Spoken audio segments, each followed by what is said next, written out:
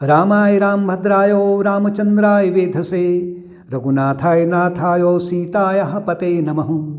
श्री राम राम रघुनंदन राम राम, श्री राम राम भरताग्रज राम राम, श्री राम राम रणकर्कश राम राम, श्री राम राम शरणं भव राम राम।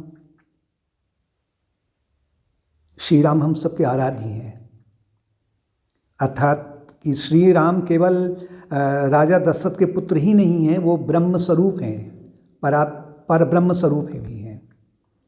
और ये बड़ा सौभाग्य है, अहोभाग्य है हमारा, एक सुअवसर है, पवित्र अवसर है कि 22 जनवरी को श्री राम जी की जन्मस्थली अयोध्या में उनकी मूर्ति प्रतिष्ठा का शुभारंभ हो रहा है, प्राण प्रतिष्ठा हो रही है। बाकी इतिहास सबको मालूम है कि कैसे अनेक प्रकार के जो लोग हैं उन्होंने मंदिर को नहीं बनने दिया। उस ओर अधिक नहीं जाते हुए अभी हम प्राण प्रतिष्ठा या श्री राम जन्मभूमि के बारे में थोड़ा सा बात करेंगे। देश विदेश में भगवान राम का नाम गाया जा रहा है, वो चाहे किसी भी धर्म से हो, किसी भी जाति से हो, चाहे वो शत्रुवत व्यवहार से ले रहे नाम या फिर मित्रवत व्यवहार से ले रहे हैं या फिर श्रद्धापूर्वक ले रहे हैं, भक्तिपूर्वक ले रहे हैं, लाभ सभी को होना है। इससे पहले मैं थोड़ा सा भगवान बुद्ध का एक दृष्टांत दूं। वो अपने शिष्यों के साथ बैठे हुए थे तो अचानक एक व्यक्ति आया, कोई एक भक्त था। तो बुद्ध भगवान के पास जब वो बैठा तो उपदेश के बारे में पूछ रहा था। तो उस व्यक्ति से उन्होंने कहा कि संसार है ही नहीं, केवल ब्रह्म की सत्ता है, केवल ब्रह्म है, संसार नहीं है। वो चले गया। दूसरा व्यक्ति आया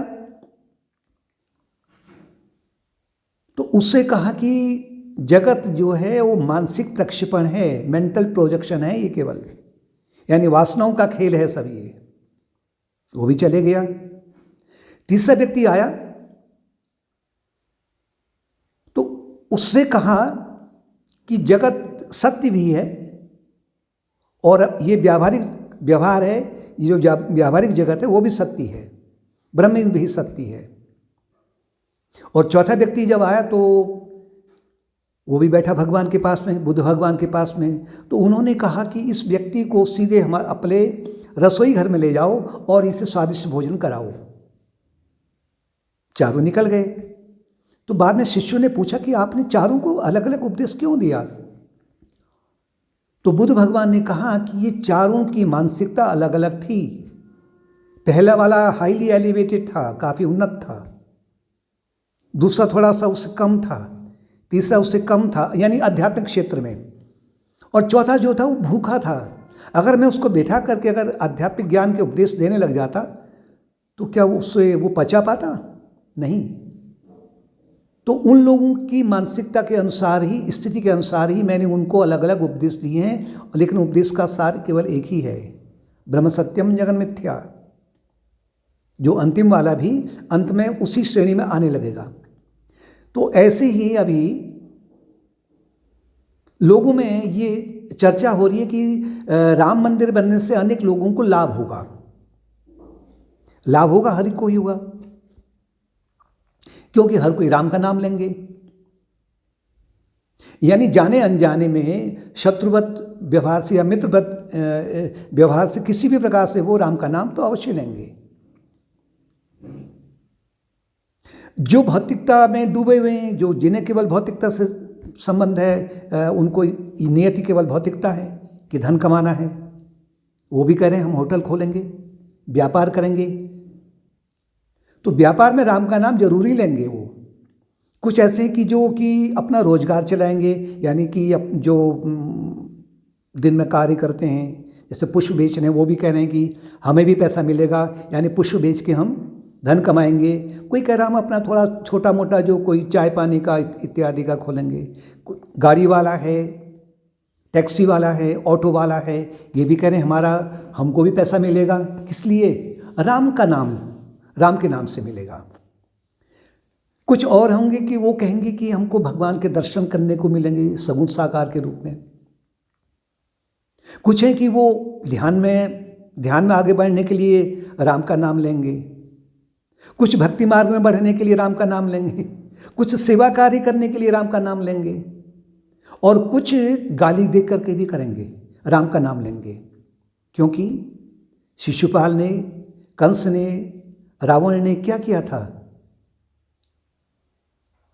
भगवान श्री कृष्ण का और राम का नाम क्यों लिया? शत्रुवत लिया था। लेकिन अंत में जब उनकी मृत्यु हुई तो उनके शरीर से एक तेज निकला, वो कृष्ण में, यानी शिशुपाल और कंस का, उनका तेज कृष्ण भगवान में समा गया। रावण का तेज समा गया रामचंद्र जी में। जैसे मेघनाथ है, उसका भी तेज वहाँ समा गया। कुंभकर्ण का तेज समा गया। लेकिन ये सब शत्रुवत व्यवहार से राम का नाम ले रहे थे। हिरण्याकश्यप ने तो ये कह दिया था कि नारायण का जो नाम लेगा उसे मार देंगे हम। लेकिन नारायण तो बोला ना उसने, और अंत में उसका भी उद्धार हो गया, मोक्ष मिल गया उसे। तो कहने का तात्पर्य है कि हर एक के मुख से राम का नाम तो निकलेगा। और राम जो है वो भवसागर पार कराने वाला है। जैसे कि दवा को अगर हम जाने अनजाने लें, या गुस्से से ले लें, या प्रेम से ले लें, या उसके बारे में जान के ले लें, दवा अपना प्रभाव तो करेगी। तो जो राम का नाम है, ये एक रामबाण औषधि कहते हैं ना, ये राम का जो इन शब्दों से, दो रा और मौ शब्दों से जो एक तरंगें निकलती हैं, वो तरंगें उन सभी के हृदय पर प्रभाव डालेंगी, मस्तिष्क पर प्रभाव डालेंगी।